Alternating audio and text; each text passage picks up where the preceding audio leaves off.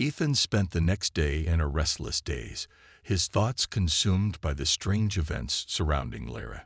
The missing chickens, the blood trail, the scratches on the tree. It all pointed to something unnatural. Yet every time he looked at Lyra, sitting quietly by the window or softly thanking him for a cup of tea, he found it hard to believe she could be involved. Still, the nagging feeling wouldn't go away.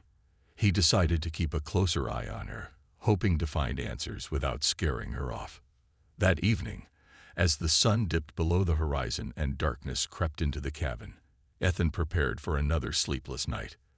Lyra, as usual, stood near the window, her pale figure almost blending into the shadows. She seemed more tense than usual, her hands gripping the edge of the curtain tightly. "Lyra," Ethan said, breaking the silence.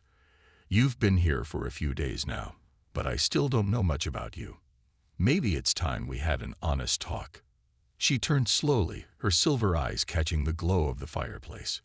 For a moment, Ethan thought she would refuse, but then she sighed and sat down across from him.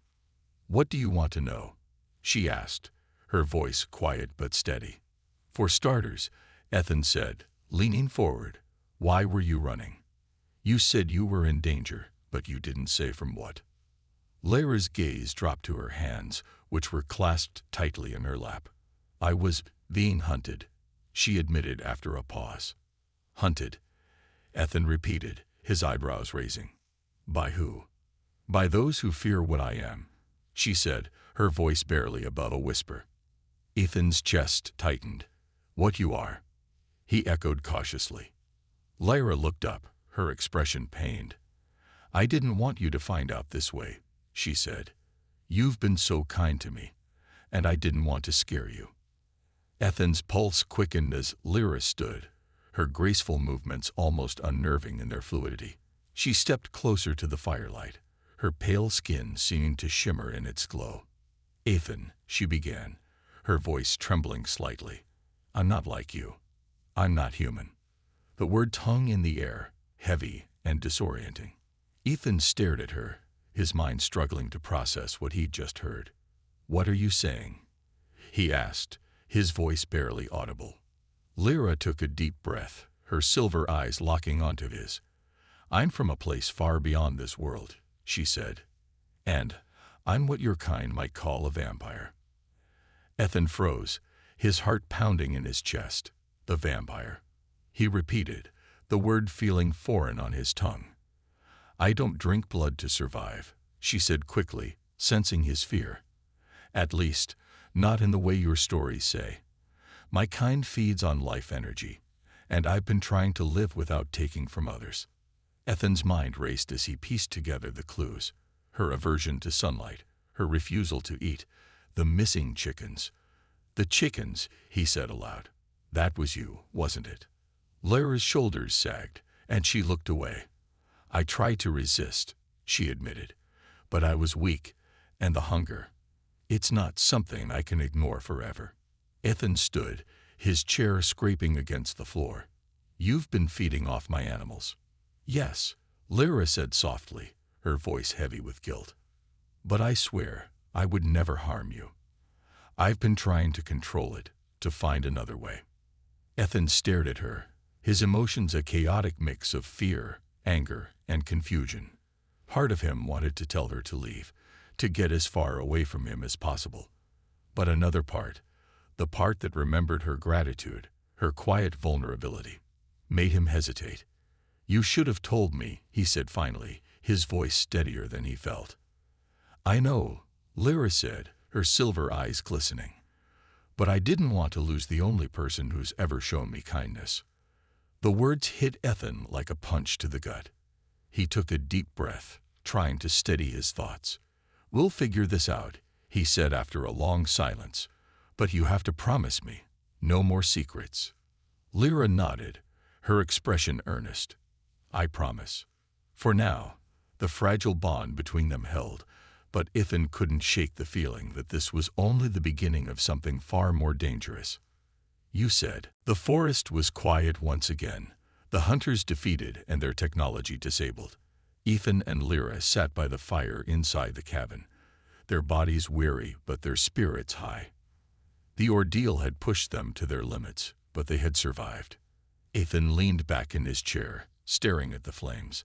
"I still can't believe we pulled that off," he said, shaking his head with a small laugh. Lyra, sitting on the couch with a blanket draped over her shoulders, gave him a faint smile. "You underestimate yourself, Ethan. Humans are more resourceful than most beings in the galaxy give them credit for."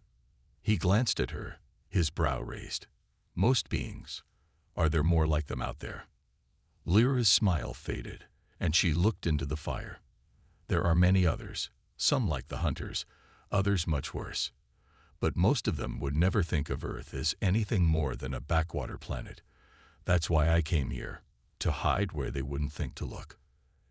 Ethan nodded slowly, his thoughts swirling. "Do you think they'll come back?" "They might," Lyra admitted.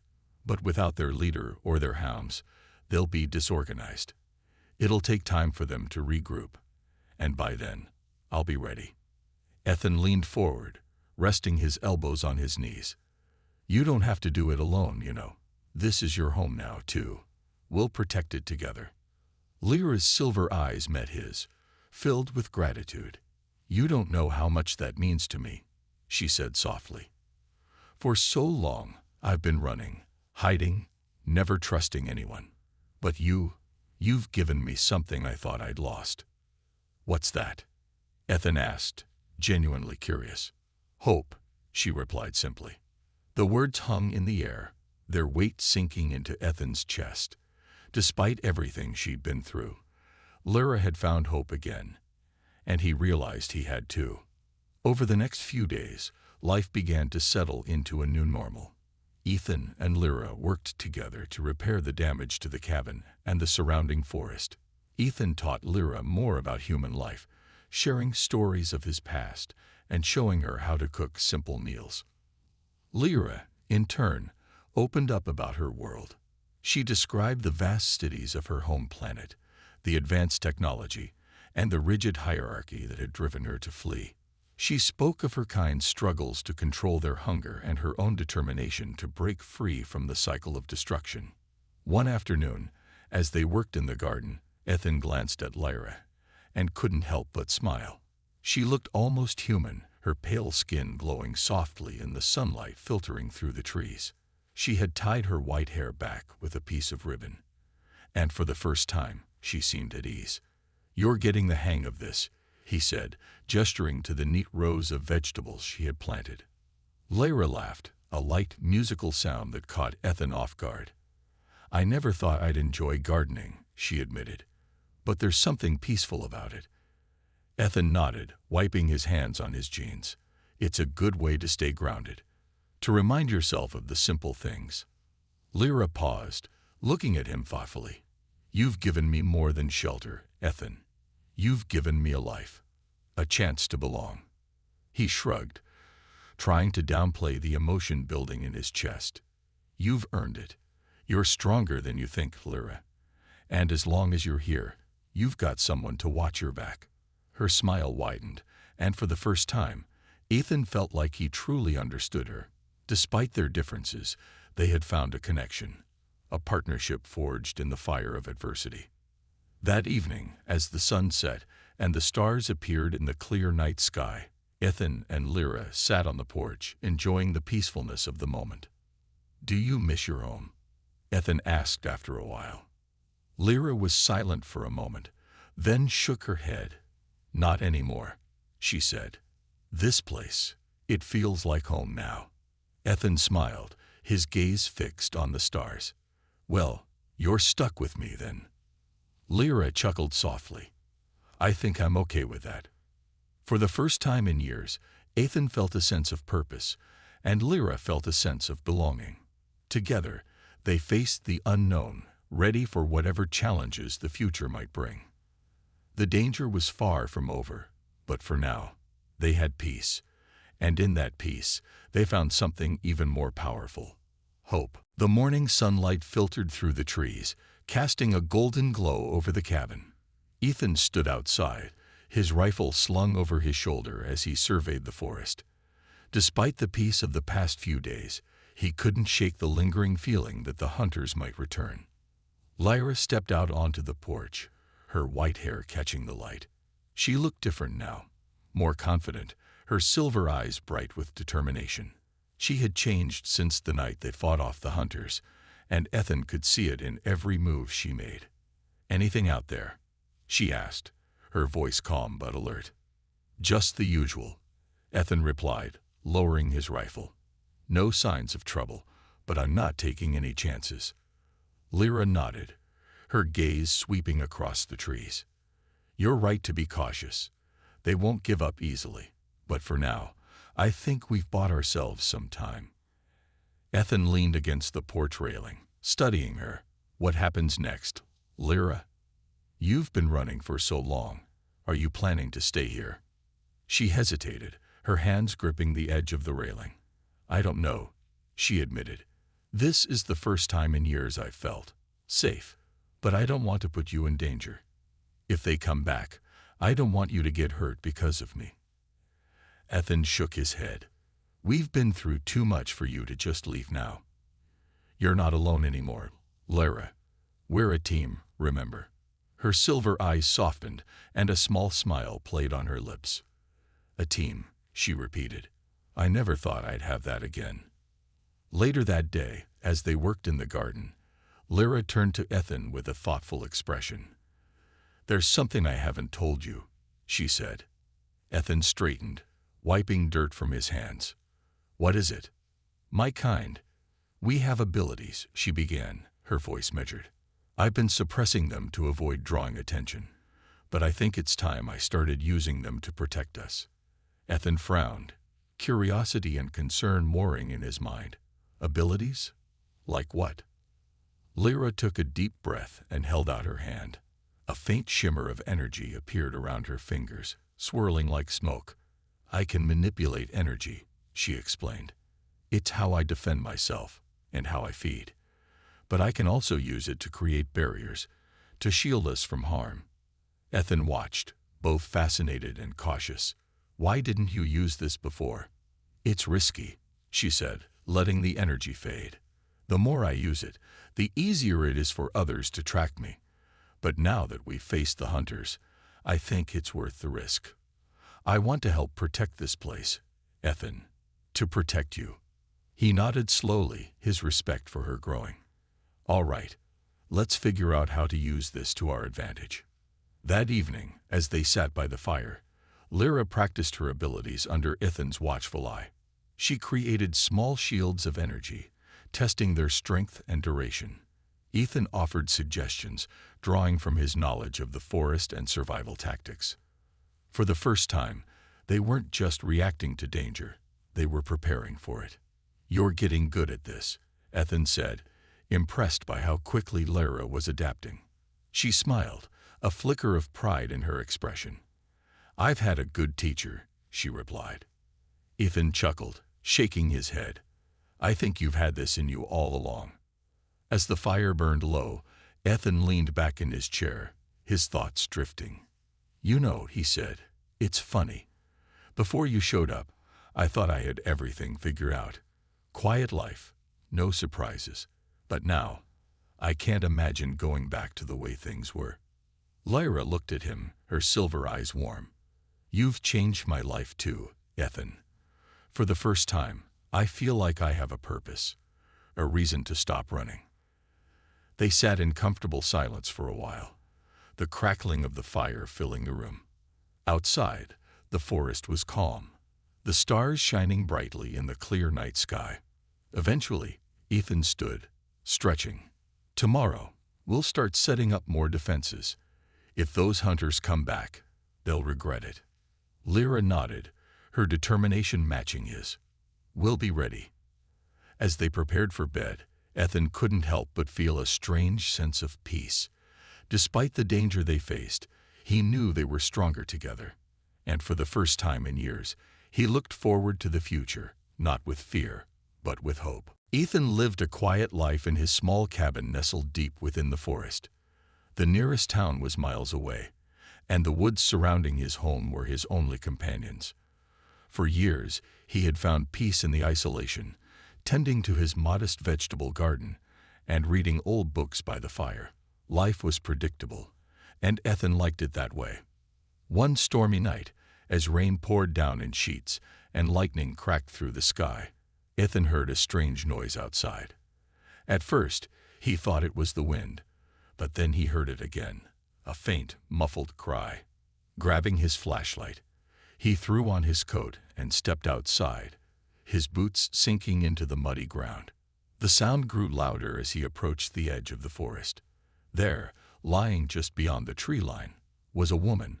Her pale skin almost glowed in the darkness, and her long white hair was matted with dirt and leaves. She wore strange, tattered clothing made from materials Ethan didn't recognize. She was unconscious, her face marked with exhaustion and pain. Ethan hesitated for a moment. Who was she? What was she doing out here in the middle of a storm? But there was no time to dwell on questions. The rain was soaking through his coat, and the woman looked like she needed immediate help. Carefully, he lifted her into his arms. She was surprisingly light, almost as if she weighed nothing at all. Ethan carried her back to the cabin, struggling to keep his balance on the slippery ground. Once inside, he placed her gently on the couch near the fire and covered her with a blanket. He examined her more closely under the warm glow of the firelight. Her features were delicate, almost otherworldly. Her lips were a pale shade of blue, and her fingers ended in nails that were slightly sharper than usual. Ethan shook his head, convincing himself it was just his imagination. He brought out his first aid kit, cleaning the small cuts on her arms and forehead. Her breathing was steady but shallow, and she hadn't stirred since he'd found her. Ethan wondered if she was in shock. Hours passed as the storm raged outside. Ethan kept checking on the woman, feeling the strange sense of responsibility for her. Just as he was about to drift off in his chair, he heard a faint groan. He sat up quickly, his eyes fixed on the couch. The woman was awake. Her eyes, a piercing silver, darted around the room in confusion before settling on Ethan. For a moment, they stared at each other in silence. Where am I?" she asked, her voice barely above a whisper. "You're in my cabin," Ethan said gently. "I found you outside, near the forest. You were unconscious. Are you okay?" She nodded weakly, though she didn't seem entirely sure of her answer. "Thank you," she murmured, her voice soft but filled with a strange accent Ethan couldn't place. "What's your name?" he asked, leaning forward. "Lara," she replied after a pause. "I'm Ethan," he said, offering a reassuring smile. "Do you remember what happened to you?" Lara's eyes clouded over, and she looked away. "I don't remember," she said quietly. Ethan didn't push her further, sensing that she wasn't ready to talk. "You should rest," he said, standing up. "You're safe here." As he walked away to prepare some food, Ethan couldn't shake the feeling that there was something unusual about Lara. Her appearance, her accent, and the way she had ended up in the middle of nowhere. It all seemed strange. But for now, he decided to focus on helping her recover. Little did he know, bringing her into his home would change his life forever. The morning sun crept through the curtains, casting a soft glow in Ethan's cabin. The storm had passed, leaving behind a peaceful stillness. Ethan woke early, his thoughts immediately turning to Lara. He walked to the couch, where she had been resting, only to find her sitting upright, staring intently at the window. "Good morning," Ethan greeted, trying not to startle her. Lara turned her head slowly, her silver eyes meeting his. "Morning," she replied, her voice steady but distant. "I made some tea," Ethan offered, placing a cup on the small table beside her. "You must be hungry too. I'll cook something." She nodded, though her focus remained on the window. Ethan noticed her hands gripping the blanket tightly, as if she were holding on to something unseen. As he busied himself in the kitchen, he couldn't help but glance at her. Her strange appearance was even more pronounced in the daylight. Her skin was flawless but unnaturally pale, and her movements were graceful, almost too fluid for a human. Ethan told himself not to jump to conclusions. Maybe she was just from another part of the world. When breakfast was ready, He placed a plate of scrambled eggs and toast in front of her. Lyra stared at the food, hesitant.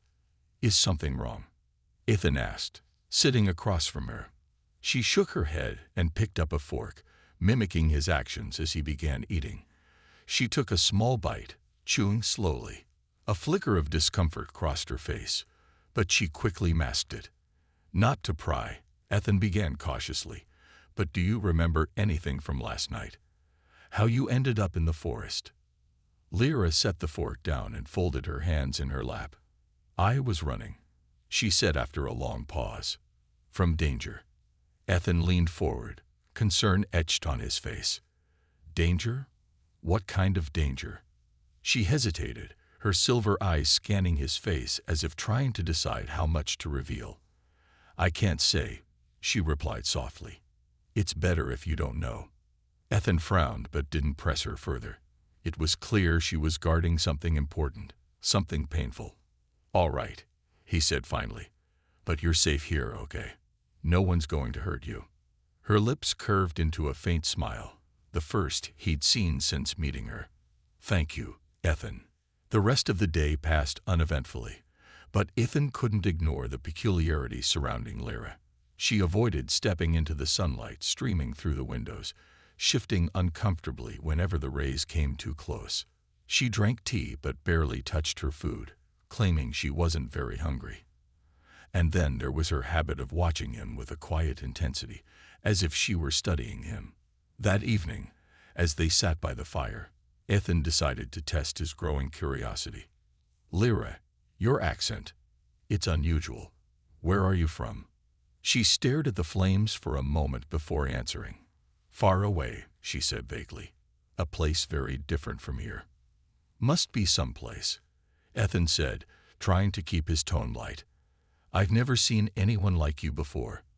Lyra looked at him sharply, her expression unreadable. "Is that a bad thing?" "No," Ethan said quickly. "Just different, and different isn't bad." Her features softened, and for a moment, she looked almost vulnerable. "You're kind, Ethan. Not everyone is." The words hung in the air, leaving Ethan wondering what kind of life she had escaped from.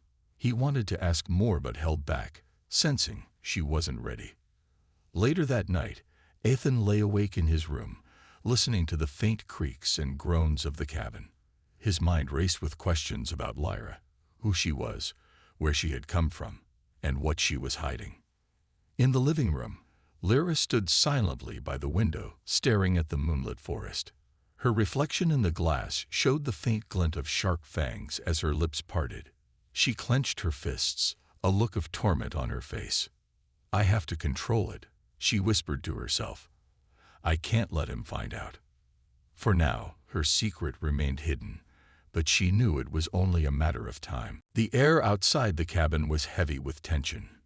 Ethan loaded his rifle with shaking hands, the sounds of growls and distant shouts echoing through the forest. He peered out the window, his heart pounding as he watched Lyra face off against the armored figure and its deadly hounds. Lyra moved like a blur, dodging one of the hounds as it lunged at her.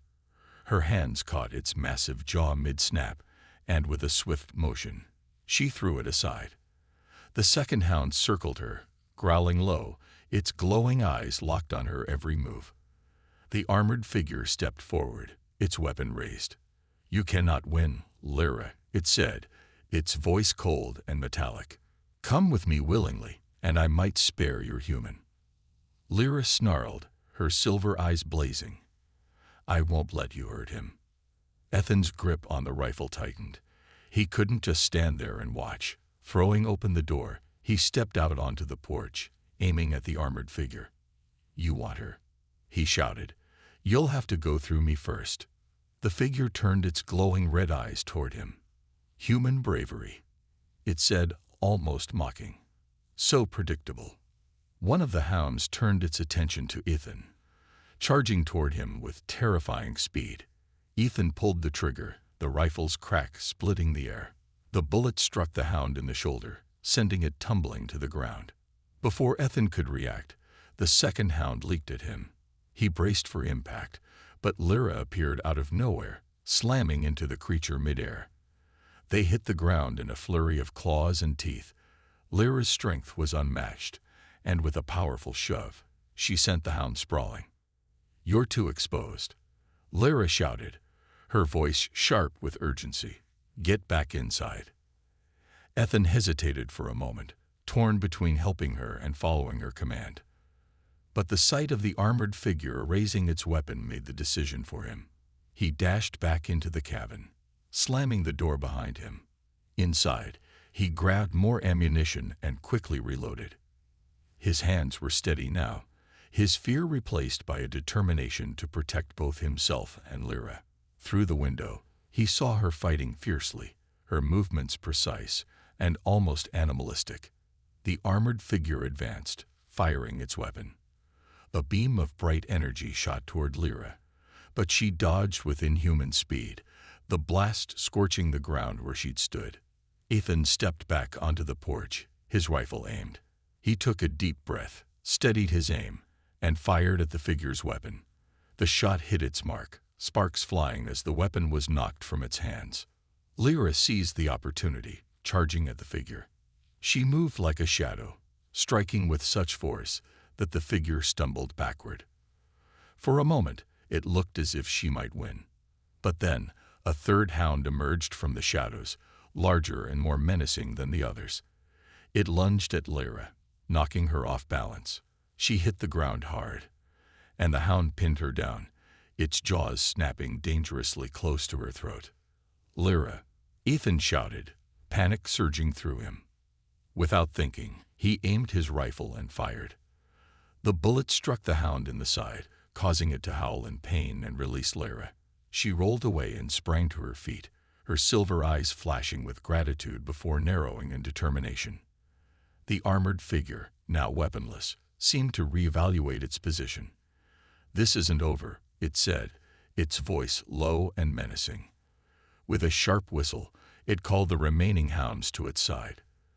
The creatures growled but obeyed, retreating into the shadows with their master. As the forest fell silent, Ethan lowered his rifle, his heart racing. Lyra stood still, her chest heaving, as she caught her breath. "They'll be back," she said, her voice heavy with exhaustion. "They always come back." Ethan stepped closer, his fear replaced by resolve. "Then we'll be ready," he said firmly. "Together." For the first time, Lyra smiled, a small, tired smile that carried a glimmer of hope. Despite the danger, they had survived the first attack. But both knew the fight was far from over. The days following Lyra's arrival were anything but normal for Ethan. She rarely spoke, and when she did, her answers were vague, leaving more questions than answers. Her mysterious nature didn't bother Ethan much at first. He figured she just needed time to feel safe. But small, strange things began to happen around the cabin that made him uneasy. One morning, Ethan woke to find his chickens unusually quiet. When he went outside to check, he was shocked to discover 2 of them missing. Their pen was intact, and there were no signs of a struggle. It was as if they had simply vanished. Returning to the cabin, he found Lyra sitting by the window, staring into the forest as she often did. Her stillness reminded Ethan of a predator waiting to pounce, though he quickly shook off the thought. "Strange thing," Ethan said, leaning on the doorframe. "2 of my chickens are gone. No tracks, no sign of a fox or anything." Lyra turned her head slightly, her silver eyes glinting in the soft morning light. "Maybe it was the storm," she said quietly. "Storm doesn't steal chickens," Ethan replied with a nervous chuckle. Lyra didn't respond, her gaze returning to the forest. Ethan watched her for a moment longer, then decided to drop the subject. That evening, as Ethan prepared dinner, he noticed Lyra was once again avoiding the food. She sat at the table, pushing the food around her plate without taking a single bite. "You're not eating much," Ethan commented, trying to sound casual. "Not a fan of eggs and potatoes." Lyra looked up, her expression unreadable. "I'm not used to this kind of food," she admitted. "What do you usually eat?" Ethan asked, genuinely curious. There was a long pause before she answered. Something different, she said cryptically. Ethan decided not to press further, though her response left him with an uneasy feeling. Later that night, Ethan sat by the fire, reading a book, while Lyra lingered by the window as she often did. The room was quiet, save for the occasional crackle of the fire. "I noticed you avoid sunlight," Ethan said suddenly, breaking the silence. Lyra tensed, her hands tightening around the edge of the curtain. "It's harsh on my skin," she said, her tone defensive. Ethan nodded slowly, sensing her discomfort. "I guess we all have our quirks," he said lightly, trying to ease the tension. But the unease lingered. Ethan couldn't shake the feeling that there was something more to Lyra than she was letting on. That night, as the cabin grew silent and the fire burned low, Ethan lay awake in his bed, staring at the ceiling. His thoughts swirled with questions about Lyra. Her strange habits, her avoidance of sunlight, her peculiar behavior around food. He tried to convince himself that he was overthinking things, but a part of him couldn't let it go. Suddenly, a noise outside broke the silence. It was faint, but distinct, a rustling sound, like something moving through the bushes. Ethan grabbed his flashlight and stepped outside, his breath visible in the chilly night air. He scanned the area, but everything seemed still. Just as he was about to turn back, he noticed something unusual near the chicken coop. There in the dirt was a small trail of blood leading into the forest. Ethan's heart pounded as he followed the trail, his flashlight casting long shadows among the trees. The trail ended abruptly at the base of a large tree. There was no sign of the missing chickens, but something else caught Ethan's eye. Scratches marked the bark, deep and deliberate, as if made by sharp claws. Ethan stared at the marks, unease settling deep in his chest. Whatever had taken his chickens wasn't any ordinary predator. When he returned to the cabin, Lyra was sitting by the fire, her back to him. She turned slightly as he entered, her silver eyes catching the flickering light. "Everything all right?" she asked, her voice calm. Ethan hesitated, the image of the blood trail fresh in his mind. "Yeah," he lied. "Just thought I heard something." Lyra's gaze lingered on him for a moment longer before she turned back to the fire. As Ethan sat down, his mind raced. He didn't know what was going on, but he was certain of one thing. Lyra was hiding something, and whatever it wasn't something he could ignore for much longer. Ethan spent the next day in a restless daze, his thoughts consumed by the strange events surrounding Lyra. The missing chickens, the blood trail, the scratches on the tree. It all pointed to something unnatural. Yet every time he looked at Lyra, sitting quietly by the window or softly thanking him for a cup of tea, he found it hard to believe she could be involved. Still, the nagging feeling wouldn't go away. He decided to keep a closer eye on her, hoping to find answers without scaring her off. That evening, as the sun dipped below the horizon and darkness crept into the cabin, Ethan prepared for another sleepless night. Lyra, as usual, stood near the window, her pale figure almost blending into the shadows. She seemed more tense than usual, her hands gripping the edge of the curtain tightly. "Lyra," Ethan said, breaking the silence. "You've been here for a few days now, but I still don't know much about you. Maybe it's time we had an honest talk." She turned slowly, her silver eyes catching the glow of the fireplace. For a moment, Ethan thought she would refuse, but then she sighed and sat down across from him. "What do you want to know?" she asked, her voice quiet but steady. "For starters," Ethan said, leaning forward, "why were you running? You said you were in danger, but you didn't say from what." Lyra's gaze dropped to her hands, which were clasped tightly in her lap. "I was being hunted," she admitted after a pause. "Hunted?" Ethan repeated, his eyebrows raising. "By who?" "By those who fear what I am," she said, her voice barely above a whisper. Ethan's chest tightened. "What you are?" he echoed cautiously. Lyra looked up, her expression pained. "I didn't want you to find out this way," she said.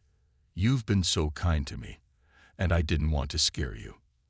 Ethan's pulse quickened as Lyra stood, her graceful movements almost unnerving in their fluidity. She stepped closer to the firelight, her pale skin seeming to shimmer in its glow. "Ethan," she began, her voice trembling slightly, "I'm not like you. I'm not human." The word hung in the air, heavy and disorienting. Ethan stared at her, his mind struggling to process what he'd just heard. "What are you saying?" he asked, his voice barely audible. Lyra took a deep breath, her silver eyes locking onto his. "I'm from a place far beyond this world," she said. "And I'm what your kind might call a vampire." Ethan froze, his heart pounding in his chest. "The vampire," he repeated, the word feeling foreign on his tongue. "I don't drink blood to survive," she said quickly, sensing his fear. "At least, not in the way your stories say. My kind feeds on life energy, and I've been trying to live without taking from others." Ethan's mind raced as he pieced together the clues: her aversion to sunlight, her refusal to eat, the missing chickens. "The chickens," he said aloud. "That was you, wasn't it?" Lyra's shoulders sagged, and she looked away. "I tried to resist," she admitted, "but I was weak, and the hunger. It's not something I can ignore forever." Ethan stood, his chair scraping against the floor. "You've been feeding off my animals." "Yes," Lyra said softly, her voice heavy with guilt. "But I swear I would never harm you. I've been trying to control it, to find another way." Ethan stared at her, his emotions a chaotic mix of fear, anger, and confusion. Part of him wanted to tell her to leave, to get as far away from him as possible. But another part, the part that remembered her gratitude, her quiet vulnerability, made him hesitate. "You should have told me," he said finally, his voice steadier than he felt. "I know," Lyra said, her silver eyes glistening. "But I didn't want to lose the only person who's ever shown me kindness." The words hit Ethan like a punch to the gut. He took a deep breath, trying to steady his thoughts. "We'll figure this out," he said after a long silence. "But you have to promise me, no more secrets." Lyra nodded, her expression earnest. "I promise." For now, the fragile bond between them held, but Ethan couldn't shake the feeling that this was only the beginning of something far more dangerous. "You said." The cabin was quiet, save for the crackling of the fire. Ethan and Lyra sat across from each other, their faces shadowed but determined. The attack had shaken them both, but neither was ready to give up. "They'll come back," Lyra said, breaking the silence. "Stronger, more prepared. They always do." Ethan nodded, his mind racing. "Then we need a plan. Something they won't expect." Lyra looked at him, her silver eyes filled with both worry and gratitude. "They're relentless, Ethan. They've hunted me across entire worlds. You don't have to fight this battle with me." Ethan leaned forward, his voice steady. "I'm not abandoning you, Lyra. We're in this together. So tell me, what's their weakness?" Lyra hesitated, then took a deep breath. "The hunters rely on their technology. Without their weapons and tracking devices, they're vulnerable. But disabling that tech isn't easy. It's designed to resist most interference." Ethan frowned, thinking, what about the forest? They're not familiar with this terrain. Maybe we can use that to our advantage. A flicker of hope crossed Lyra's face. "You're right. They don't know this area like you do. If we can lure them into the deeper parts of the forest, where the trees block their signals, they'll lose their connection to their ship." Ethan stood, pacing as the plan began to form in his mind. "We'll set traps, pitfalls, barriers, anything to slow them down. And we'll use their arrogance against them. They think they're superior, right? Let's show them what humans are capable of." Lyra's lips curved into a small smile. "You're more cunning than I gave you credit for." Ethan chuckled, though his tone was serious. "Let's hope that's enough to keep us alive." The next morning, they got to work. Ethan showed Lyra how to set traps using the natural materials around the forest. They dug hidden pits, covered with leaves and branches, and created makeshift tripwires using vines. Lyra, in turn, shared what she knew about the hunters' patterns and technology. "They'll send the hounds first to flush me out," she explained. "If we can disable the hounds, the hunters will have to come themselves." As the day wore on, Ethan noticed how seamlessly they worked together. Despite her alien nature, Lyra was quick to adapt, her strength and agility making her an invaluable partner. By nightfall, the traps were in place, and the cabin had been fortified. Ethan sat on the porch, cleaning his rifle, while Lyra stood nearby, her gaze fixed on the forest. "Are you scared?" Ethan asked, breaking the silence. Lyra turned to him, her expression thoughtful. "Not for myself," she admitted. "I've been running for so long. I've learned to live with fear. But now I'm afraid of losing what I've found here. You've shown me kindness I didn't think existed." Ethan looked at her, his voice soft but firm. "We'll get through this, Lyra. Together." Her silver eyes glistened, and for a moment she seemed almost human. The following night, the hunters returned. Ethan and Lyra heard them long before they saw them. The low growls of the hounds and the faint hum of advanced machinery. Ethan crouched behind a fallen log, his rifle ready. Lyra was beside him, her silver eyes scanning the darkness. The first hound appeared, its glowing eyes cutting through the shadows. It stepped onto the tripwire Ethan had set, triggering a heavy branch to swing down and knock it to the ground.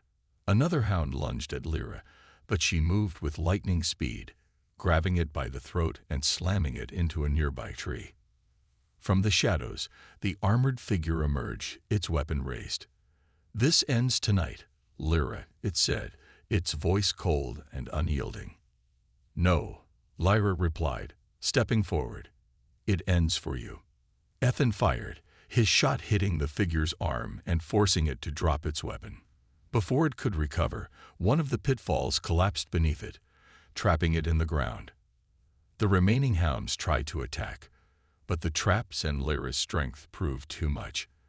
Within minutes, the hunters were defeated, their advanced technology rendered useless in the face of human ingenuity and Lyra's determination.